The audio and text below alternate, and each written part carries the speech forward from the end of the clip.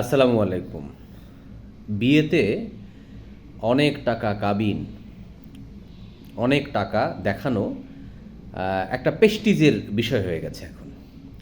ইজ্জতের বিষয় হয়ে গেছে। অমুকে এত টাকা কাবিন করেছে, বা আমার বোন, বড় বোন করেছে, ছোট বোন যদি না করে, আমার আত্মীয় করেছে, আমি যদি না করি। বিষয়টা এরকম। অথবা আমার বন্ধু করেছে, আমার বিয়েতে 10 লাখ টাকা কাবিন, 15 লাখ টাকা কাবিন। হ্যাঁ, বিয়েতে আসলে এত টাকা কাবিন কেন দরকার?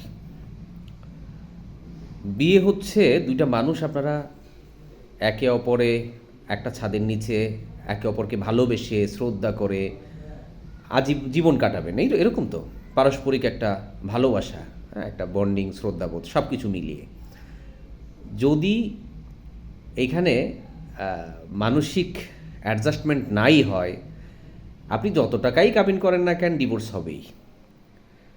সাধারণত মাথার মধ্যে যদি এই চিন্তা থাকে, যেমন অনেকের মধ্যে আছে, মেয়ে পক্ষের অনেক আত্মীয় স্বজনরা অনেক সময় বলে যে কাবিন দিতে হবে 15 লাখ টাকা, কাবিন দিতে হবে 20 লাখ টাকা। কারণ কি কারণে এত টাকা?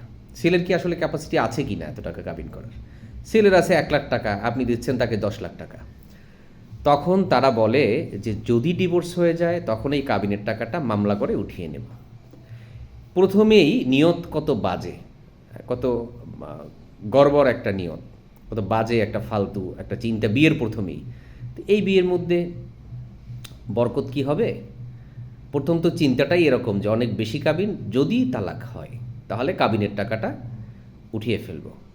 বিয়ের সময় কাবিনের চিন্তা করার দরকার নেই। বিয়ের সময় চিন্তা করেন উভয়ের মধ্যে ভালোবাসা, উভয়ের মধ্যে পারস্পরিক সহযোগিতা, শ্রদ্ধাবোধ, একটা সুন্দর সংসার, সুন্দর ভবিষ্যৎ, সুন্দর ফিউচার। বিয়েটা সুখের হবে।